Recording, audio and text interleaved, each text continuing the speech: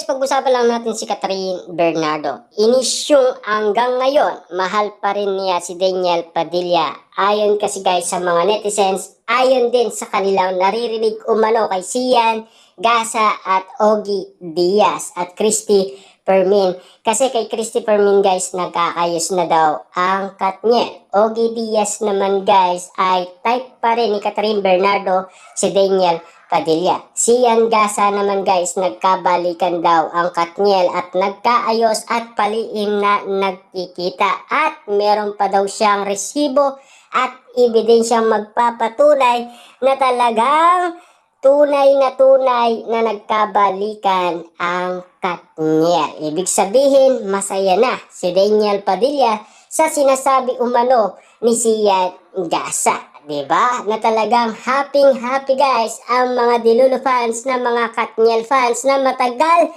nangarap at umasa na magkakabalikan ang kanilang idolo. Kita nyo naman guys, pero alam naman natin guys kung sino ang gumagawa ng ganito. Alam naman natin guys ang mga netizens at mga Dilulo fans na mga Katniel fans dahil paniwalang-paniwala sila sa mga sinasabi ng mga pambansang marites na talagang nagkaroon sila ng idea. Kaya nga naman guys, marami umanong umaasa sa sagot ni Ogie Diaz. Naani mo kasi guys, lahat ng sinasabi ni Ogie Diaz, Sian Gasa at Christy Fermin ay paniwalang-paniwala umano ang lahat ng tao. Kahit na wala pa silang nilalabas na resibo or ebidensya na talagang magpapatunay na nagkabalikan na ang Katniel at nagkaayos na at type talaga ni Catherine Bernardo si Daniel Padilla hanggang ngayon.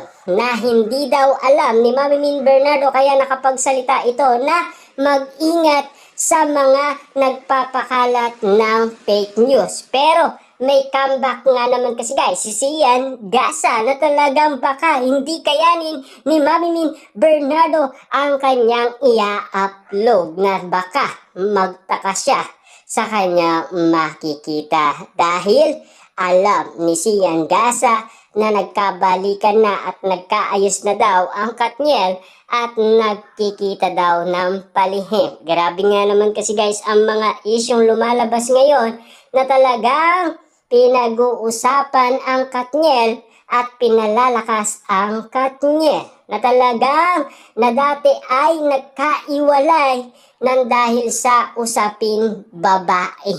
Yan din kasi guys ang nilinaw sa atin ni Sian Gasa at ni Catherine Bernardo. Kitang-kita naman natin guys, no?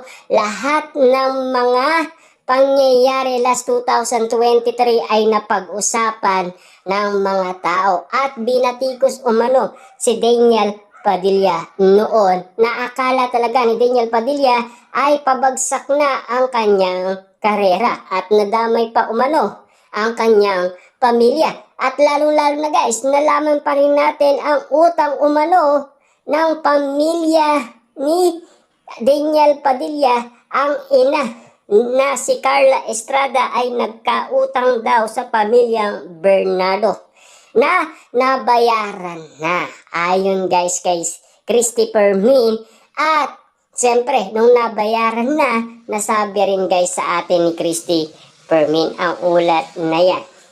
Na alam naman natin kasi guys, no, ang mga isyong ngayon ito na talagang magpapatunay kung katotohanan nga ba talaga ang sinasabi ni Sian Gasa.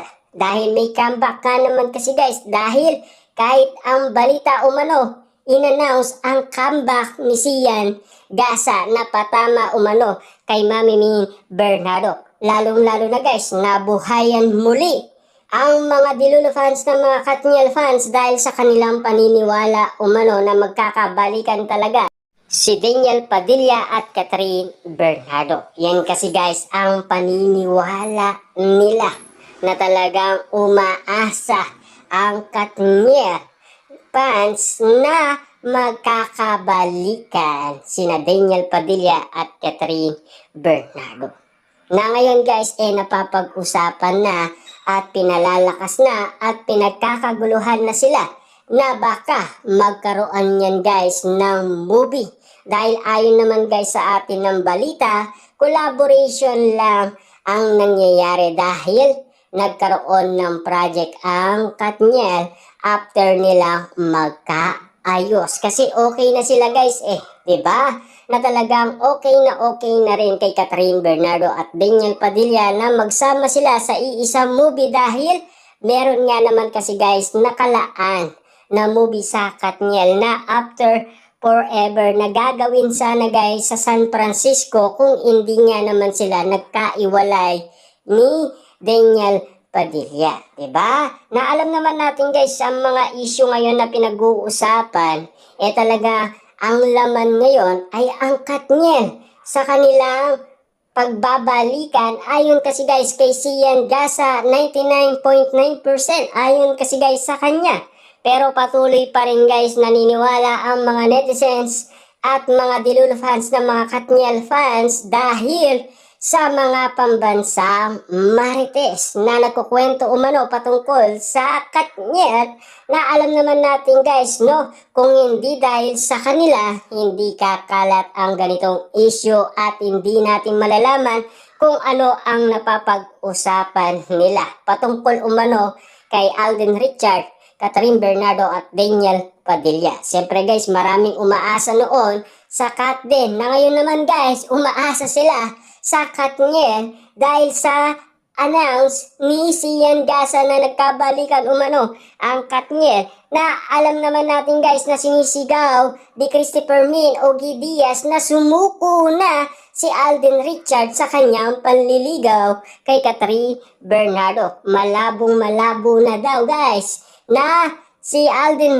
Richard ay mahalin pa si Catherine Bernardo.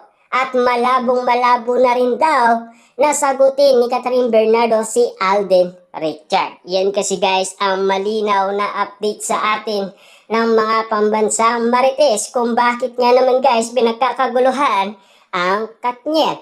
Kung bakit nga naman guys napapag-usapan sila.